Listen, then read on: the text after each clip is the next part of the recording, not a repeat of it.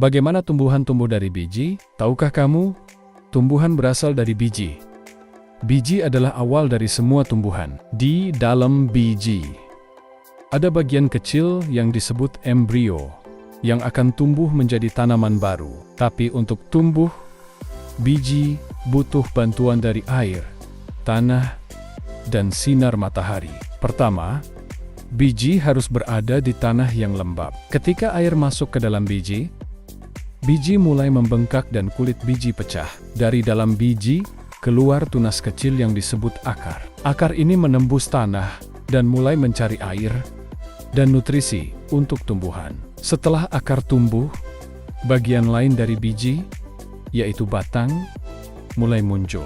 Batang ini akan naik ke atas permukaan tanah, mencari cahaya matahari. Cahaya matahari sangat penting karena membantu tumbuhan membuat makanan lewat proses yang disebut fotosintesis. Daun-daun pertama pun mulai tumbuh dari batang. Daun-daun ini menangkap sinar matahari dan mengubahnya menjadi energi untuk tumbuhan. Dengan bantuan air, nutrisi dari tanah, dan sinar matahari, tumbuhan bisa terus tumbuh dan menjadi lebih besar. Setiap tumbuhan punya siklus hidup. Ada yang tumbuh cepat, ada yang lambat. Tapi semuanya membutuhkan air, tanah, dan sinar matahari untuk bertahan hidup. Tanpa itu, tumbuhan tidak bisa tumbuh dengan baik. Pada akhirnya, tumbuhan yang sudah dewasa akan menghasilkan biji baru.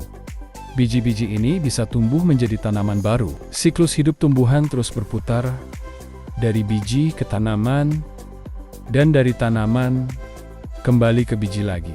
Jadi, tumbuhan tumbuh dari biji dengan bantuan air, tanah, dan sinar matahari. Setiap langkah kecil tumbuhan, mulai dari biji hingga menjadi besar, adalah bagian dari keajaiban alam yang bisa kita lihat setiap hari.